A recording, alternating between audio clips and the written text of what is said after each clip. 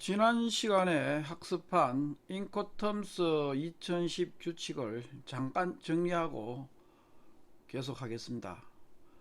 인코텀스 2010에는 크게 두 그룹으로 나눈다 그랬죠. 한 그룹은 해상 및 내륙수로 운송을 위한 규칙이 있고, 또 한 그룹은 운송 수단에 관계없이 모든 운송 방식에 사용할 수 있는 규칙이 있다고 했습니다. 그래서 해상 및 내륙수로 운송을 위한 규칙으로서 네 가지, 그리고 모든 운송 방식에 사용할 수 있는 규칙에 7가지가 있다 했습니다. 그래서 우리가 지난 시간에 학습한 내용은 EXW와 FCA, CPT, CIP까지 였었습니다.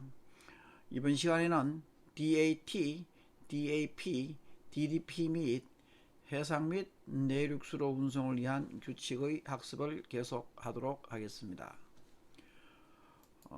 지난 시간에 우리가 봤던 인코텀스를 다시 한번 이야기하자면, 인코텀스를 이해하기 전에 반드시 이 인코텀스는 셀러를 중심으로 생각하라고 했습니다. 모든 것이 셀러를 중심으로 생각하고, 셀러가 부담하는 부분 이외의 것은 전부 바이어의 부담이라고 했습니다.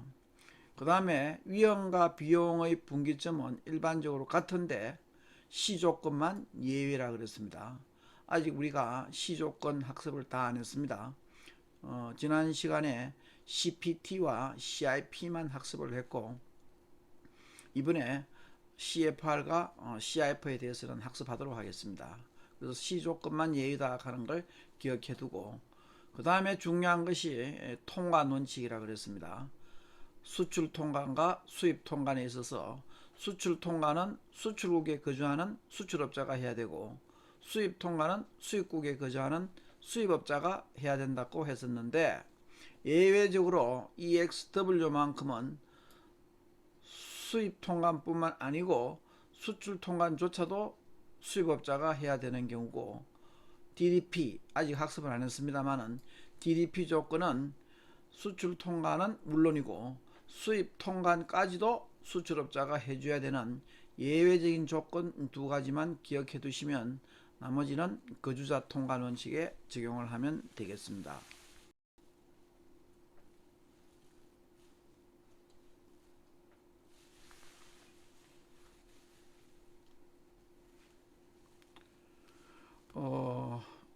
이번 시간에는 D 조건에 대해서 학습하도록 하겠습니다. 이 D 조건은 딜리버드의 약으로서 인도한다는 것입니다. 즉 delivered at terminal이 소위 이제 DAT 조건인데, D에 역시 목적지 장소나 항구 터미널이 기입된다라고 해놨습니다. 그래서 예를 들자면 DAT 존 F 케네디 에어포트라고 되어 있으면은 소위 이 존 F 케네디 에어포트의 소위 공항 터미널에서 인도하는 조건이라고 이해하면 되고, 이 D 조건의 경우에는 앞에서 학습했던 조건과는 달리 위험과 비용이 같이 따라갑니다. 즉 매도인의 입장에서 이 인도하기로 되어 있는 장소, 예를 들자면 지금 여기에 목적지 장소까지 소위 지금 나오는 존 F 케네디 에어포트라고 한다면은 이 장소까지의 모든 비용과 위험이 매도인의 부담이 되는 것입니다. 그래서 앞의 조건보다는 훨씬 이해하기가 쉽습니다. 왜? 즉 비용과 위험의 분기점이 상이한 CPT나 CIP 조건과는 달리 비용과 위험이 같이 간다고 보면 됩니다. 그런데 앞에서 우리가 봤던, 예를 들자면 CIP 조건에서도 CIPD에 존 F 케네디 에어포트라고 한다면은 여러분들 생각에 DAT와 그럼 CIP가 어떻게 차이가 나는가라고 여러분이 생각하실 수 있겠습니다. 이런 경우에 굳이 차이가 난다면은 일단 CIP에 있어서의 비용과 위험 분기점이 상이해서 CIP는 소위 선적지 인도 조건이기 때문에 위험은 사실상 수출국에서 위험이 끝나는 반면에 DAT 조건에 있어서는 위험도 같이 따라간다는 얘기고, CIP에 있어서는 반드시 셀러가 보험을 바이어를 위해서 부보해야 된다, 즉 보험에 소위 가입을 해야 된다라고 했었는데, 즉 보험 계약을 체결해야 된다고 했었는데, DAT 조건은 물론 보험 계약이 매도인이 부담을 해야 됩니다. 왜냐하면 매도인은 위험이기 때문에. 그러나 의무조항은 아니죠. 왜? 자기의 위험은 자기가 커버를 하든 아니면 하지 않든 이것은 매도인의 재량이고, 매수인의 입장에서는 여기에 인도된 장소에서 그 소위 매수인이 처분 상태로 놓아줄 때까지 매수인은 관여할 필요가 없기 때문에 굳이 매도인 입장에서는 뭐 강제 보험 계약 의무는 없다고 봐도 됩니다. 그러나 국제 계약에서는 당연히 보험 계약을 필수로 가입하기 때문에 비용 면에서는 차이가 없는데, 요 DAT 조건에서 여러분들이 염두에 두어야 할 것은 11가지 조건 중에서 이렇게 물품이 도착하고 나서 이 물품이 소위 양육할 때까지, 양육 비용까지가 소위 셀러의 비용이라고 생각을 하면 됩니다. 그래서 이것이 11가지 조건 중에서 유일하게 운송용구에서 양육할 의무까지 부담하는 조건이 DAT 조건입니다. 그래서 개괄적으로 이야기한다면 DAT 조건에서는 매도인이 지정된 목적지 또는 목적항의 지정된 터미널에서 도착된 운송수단으로부터 물품을 양육한 후 매수인의 이미 처분 상태로 놓아둘 때 매도인의 물품 의무가 완료되는 규칙이라고 보면 되고, 이것을 조금 더 상세히 학습을 한다면은 첫 번째 우리가 보는 DAT에서 Delivered at Terminal, 그죠? 이 터미널의 소위 정식 명칭인데, 이것서 Delivered라는 거, 소위 물품이 인도되는 것을 말하며 at Terminal, 소위 at 터미널은 목적지의 터미널이 물품의 인도 장소라고 보면 되겠습니다. 다음으로 물품의 이 인도 장소는 매도인과 매수인의 합의에 의하여 지정된 목적지 또는 목적항의 지정된 터미널로서, 이 터미널이란 것은 부두나 창고나 컨테이너 장치장, 우리는 보통 컨테이너 야드라 해서 CY라고 합니다. 그 외에 도로 화물 터미널, 철도 화물 터미널, 항공 화물 터미널 등과 같은 모든 장소를 포함한다고 보면 되겠습니다. 다음으로 여기서 보면은 지정된 목적항 또는 목적지의 터미널까지 물품을 운송하고 양육할 때까지의 모든 위험은 매도인이 부담한다고 했습니다. 그리고 양육된 이후의 당연히 위험은 매수인이 부담한다고 보면 되겠습니다. 이와 같이 매수인이 이미 처분 상태에 놓아둘 때까지 소위 매도인이 책임을 지는 것인데, 이때 매수인이 이미 처분 상태라는 것은 매수인이 매도인으로부터 물품의 인도를 수취하여 자신이 마음대로 처분하는데 아무런 방해를 받지 않는 상태를 말합니다. 그리고 이 규칙은 합의된 목적항이나 또는 목적지 터미널 등이 소위 기재되기 때문에 요 지정까지의 또 위험 역시 매도인이 부담합니다. 이렇기 때문에 당사자가 계약 체결 시에 가능한 한 터미널을 명확히 명시하고, 가능하다면 합의된 목적항 또는 목적지에서 터미널 내의 특정 지점까지도 명확히 명시하도록 권고하는 것은 물론, 매도인이 그 지점까지 물품이 정확히 운송될 수 있도록 이에 합치하는 운송계약을 체결하도록 권고하고 있습니다. 그 다음 통관 원칙에 대해서 잠깐 보면은 수출 통관을 이행하는 것은 당연히 매도인의 의무라고 했습니다. 그리고 수입 통관을 이용하는 것은 당연히 이 매수인의 의무라고 보면 되겠죠. 그 매도인의 의무가 아니기 때문에 즉 매도인이 이와 같은 수입 통관을 이행할 의무가 없기 때문에 당연히 매수인이 자신의 재량으로 수입 통관을 이행하여야 된다는 것을 적용할 수 있습니다. 그리고 가령 지금 여기에 보면은 그림이 하나 나와 있죠. 우리 한국에서 미국까지 가령 운송되는 경우에 있어서의 어떤 복합 운송이 적용되는 것인데, 예를 들자면은 DAT 시애틀 포트 워싱턴 USA죠. 그러니까 미국의 시애틀 항구까지의 소위 해상 운송으로서 합의한 경우에는 이 매도인의 물품 인도 의무는 요 시애틀 항구에 소위 지정된 터미널에 도착한 선박으로부터 물품을 일단 양육한 후에 매수인의 임의 처분 상태로 놓아둘 때까지라고 보면 됩니다.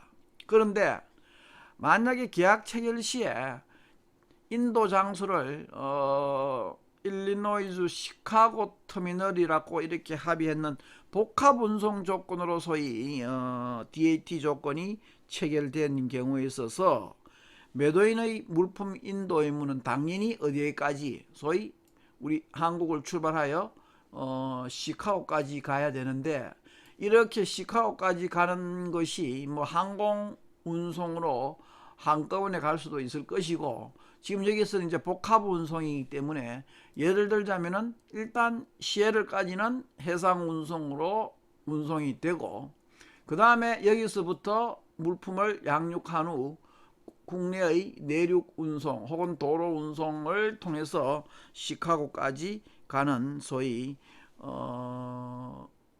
IPI라고 지금 나와 있습니다. 지금 이 IPI는 뭐냐 하면은 Interior Point Intermodal이라고 해서 우리나라 일본이나 중국, 한국의 어떤 극동 지역에서 일단 태평양을 건너서 북미 서항까지 해상한 후에 미국 내륙의 중요 도시까지 화물을 운송하는 방식을 IPI라고 약자를 쓰고 있습니다. 그러니까 내륙 지점까지의 어떤 복합 운송 방식이라는 의미인데 그냥 IPI라고 이야기하고 있습니다. 이와 같이 이제 IPI 서비스를 이용할 수도 있고, 경우에 따라서는 뉴욕항과 같이 소위 미국의 동부 해안이 있는 경우에 물론 해상 운송을 통해서 그냥 갈 수도 있습니다만은 시애틀 항구를 통해서 여기는 보면 이제 미니랜드 브리지라 그래서 소위 북미 서해안까지 해상한 후에 미 대륙을 횡단해내고 요 북미 동해안까지 혹은 멕시코반까지 소위 항구까지 항만을 운송하는 방식을 미니랜드 브리지라고 이야기하고 있습니다. 이 랜드 브리지는 그야말로 육교란 의미죠. 그런데 가령 우리 여기서 왜 미니랜드 브리지라고 하느냐 하면은 아메리칸 랜드 브리지가 소위 이제 미국을 횡단하는 철도인데, 우리가 유럽 쪽에 극동 지역에서 유럽 쪽으로 갈 경우에는 이와 같이 미국의 로스앤젤레스나 시애틀, 샌프란시스코를 거쳐 가지고 미국 횡단 철도를 이용해 가지고 소위 미국을 가로지르고 이제 내륙 운송, 철도 운송이 되겠죠. 여기서 다시 물품을 하여가 유럽까지 또 해상 운송을 하는 해상 운송, 육상 운송, 해상 운송으로 연결되는 소위 복합 운송 방식에 의해서 유럽까지 운송이 될 때 요 미국 아메리칸 소위 대륙을 육교처럼 사용한다고 해서 여기서 우리가 ALB 아메리칸 랜드 브리지라고 하고 있습니다. 소위 이와 같은 복합 운송의 경우에 있어서 아메리칸 랜드 브리지라 그러는데, 요 미니 랜드 브리지는 이렇게 유럽까지 확장되는 것이 아니라 미국 국내의 소위 항구까지 국한된다고 해서 조금 작은 의미에서의 랜드 브리지라는 의미에서 미니 랜드 브리지라는 것을 쓰고 있습니다. 그래서 이렇게 될 경우에는 당연히 매도인의 물품 인도 의무는 시카고나 혹은 뉴욕까지, 예를 들자면 DAT 시카고 터미널이라고 되어 있을 경우에는 당연히 시애틀에서 시카고까지의 국내 운송, 즉 내륙 운송까지도 전부 매도인이 책임을 져야 되고 역시 위험까지도 책임을 져야 되는 것이라고 보면 됩니다. 그래서 같은 DAT 조건이라도 해상 운송이 사용되는 조건하고 이와 같이 이제 복합 운송인 경우에는 조금 차이가 난다고 생각하면 됩니다. 이거는 뒤에 나오는 DAP 조건이나 혹은 DDP 조건도 마찬가지로 이해하시면 되기 때문에 DAT 조건에서는 다소 좀 길게 설명을 했습니다. 다음으로 DAP 규칙이 있습니다. 이 DAP 규칙은 매도인이 지정된 목적지에서 양육할 준비가 되어 있는 물품을 도착된 운송수단 위에 매수인의 임의 처분 상태로 소위 놓아둘 때 매도인의 물품 인도 의무가 완료되는 규칙입니다. 그래서 이때 여러분이 이제 기억하셔야 할 것은 delivered at place의 약자다. 즉 DAP, 그러니까 delivered at place에서 delivered의 D, at의 at, place의 P에서 우리가 DAP 조건이라고 하고 있습니다. 그래서 여기 역시 앞에서 봤던 DAT와 마찬가지로 목적지 장소가 기재되면 되는데, 지금 가령 예를 들면 DAP 존 F 케네디 에어포트라고 되어 있을 경우에, 자 앞에서 우리가 역시 DAT도 이렇게 똑같이 표시할 수 있었죠. 그런데 DAP와 DAT의 기본적인 차이는 뭐냐면, DAT는 도착하고 난 이후에 어떻게 이 내리는 소위 양육 비용까지, 그죠? 양육 비용까지 소위 매도인이 부담했는데, 이 DAP 조건에서는 지금 그림에서 보는 바와 같이 양육 책임은 매도인이 아닌 누가? 매수인이 진다는 요 차이입니다.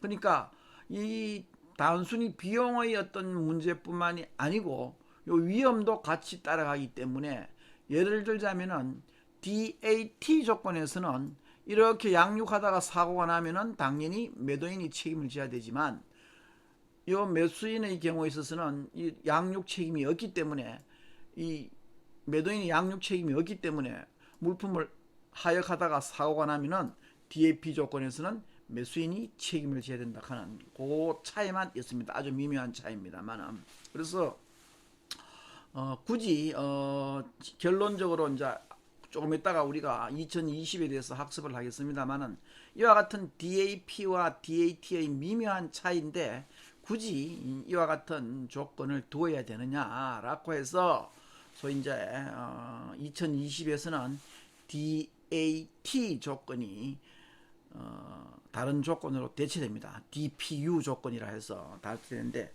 그거는 뒤에서 개정된 2020 규칙을 설명할 때 학습하도록 하겠습니다. 그래서 일단 DAP 조건은 이와 같은 Delivered at Place라는 거. 그래서 그 목적지의 인도 장소가 소위 Place가 된다는 거. 그 외에는 앞에서 배웠던 Delivered at Terminal과 차이 나는 것이 없습니다.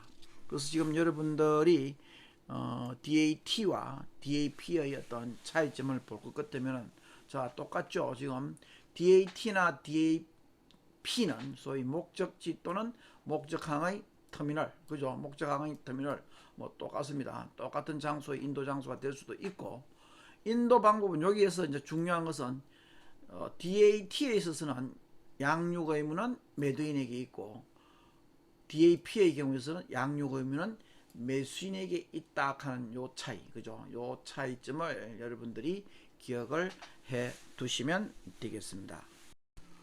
자, 그리고 D 조건의 마지막 조건으로 소위 DDP 조건 혹은 DDP 규칙이 있습니다.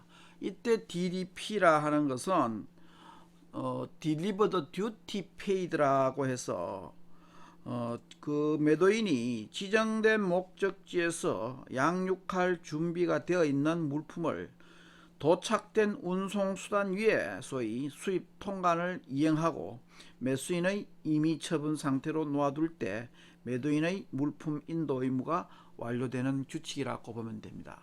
자, 다소 여러분이 이와 같은 자, 지정된 목적지에서 수입 통관을 이행하고 양육 준비가 된 도착한 소위 운송수단 위에 매수인의 이분 처분 상태로 물품이 놓여진 때인데 앞의 DAP 조건을 이해했다면 쉽게 생각해서 그 DAP 조건에서 소위 위험과 비용의 분기점이 똑같다라고 보면 되는데 한 가지 추가되는 의무가 있었죠.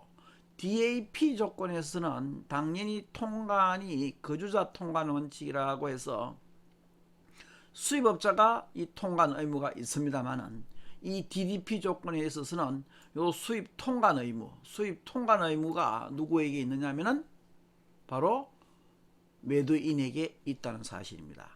단순히 이 매도인이 수입 통관 의무를 한다는 것은 매도인이 절차상의 어떤 절차만 한다는 것이 아니라 이 수입 통관을 할 때 발생하는 제세, 공과금, 관세 등을 누가 매도인이 역시 부담한다는 뜻입니다. 그래서 여기 보면은 듀티 페이드라 해놓은 의미가 바로 무엇이냐, 그냥 단순히 통관 의무만 대행하는 것이 아니라 바로 그 듀티는 관세죠. 그 관세까지 지급하고 소위 매수인에게 인도하는 조건이기 때문에 11가지 조건 중에서 매도인의 비용 부담이 가장 큰 것이라고 할 수 있습니다.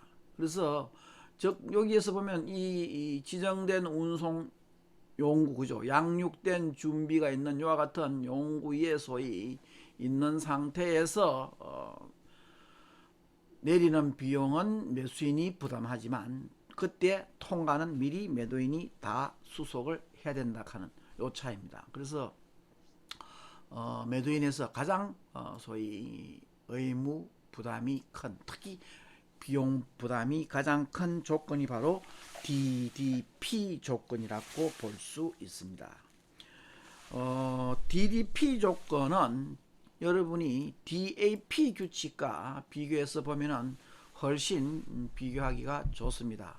자, 조금 전에도 이야기했습니다만은 위험 및 비용 이전, 소위 위험 및 이용 이전. 자, 봅시다. 똑같습니다. 매도인은 목적지에 도착한 운송수단 위에 물품을 양육할 준비를 하고 매수인의 임의 처분 상태로 놓아두고, 자, 운송수단으로부터의 양육 의무는 매수인에게 있지만 운송계약에서 목적지에서의 양육 비용이 매도인의 부담으로 되어 있는 경우는 별도의 합의가 없는 경우는 매도인이 부담합니다. 자, 그리고 DAP의 경우에 있어서는 수입 통관 의무가 매수인에게 있고 DDP의 경우에 있어서는 수입 통관 의무가 매도인에게 있습니다. 즉 수입세의 관세, 부가가치세 또는 기타 조세 등등을 받아야 된다는 거. 그리고 뭐 통관 의무, 자, 통관 의무는 별도로 방금 이야기했기 때문에 생략을 하기로 하고, 기억은 분명히 해야 됩니다. 매도인이 수출 통관뿐만 아니라 수입 통관까지도 해야 된 의무, DDP. 자, 우리가 통관 원칙에서 앞에서 예외적으로 EXW와 DDP가 있다는데 이때 자, DDP는 소위 수입 통관조차도 매도인이 해야 된다 하는 사실을 일단 기억해야 됩니다.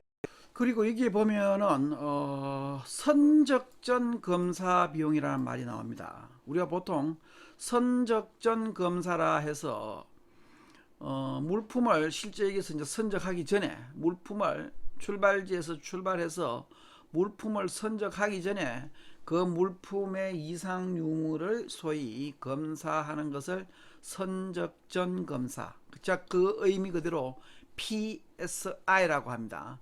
Pre-Shipment Inspection이라 해서 선적전 검사라고 하는데, 이 선적전 검사는 일반적으로는 매도인이 자기의 물품에 대한 품질을 보증할 필요가 있기 때문에 매도인이 일반적으로 그 선적전 검사와 관련된 비용을 부담하는 것이 일반적입니다. 그런데 경우에 따라서는 수출국 그 당사자 합의가 아닌 수출국 당국의 명령에 의한 선적전 검사가 있을 경우에 수출국 당국의 명령에 의한 선적전 검사는 당연히 매도인이 해야 됩니다. 이거는 DAP 조건이 되었던 DDP 조건이 되었던 당연히 매도인이 해야 되는데, 수입국 당국의 명령에 의한 선적전 검사는 DAP 조건에서는 수입국의 명령에 의했기 때문에 당연히 매수인이 그 검사 비용을 부담해야 되지만, DDP 조건에서만큼은 수입 통관과 마찬가지로 그 선적전 검사 비용을 매도인이 부담해야 된다는 것만 기억하면 됩니다. 이것은 뭐하고 같이 간다? 역시 통관 의무와 같이 간다라고 생각을 하면 됩니다. 그래서 이 PSI 간혹 시험 문제 출제됩니다. 선적전 검사라고 해서 나오기 때문에 선적전 검사 비용에 대해서도 기억을 해 두시는 것이 좋겠습니다. 자, 이렇게 해서 일단 한 가지 운송수단뿐만 아니고 두 가지 이상의 복합 운송과 같은 모든 운송수단에 사용될 수 있는 인코텀스 7가지 조건에 대한 학습을 마치도록 하겠습니다. 이어서 해상 운송 및 내륙수로 운송에 사용되는 4가지 조건에 대해서 학습하도록 하겠습니다. 수고하셨습니다.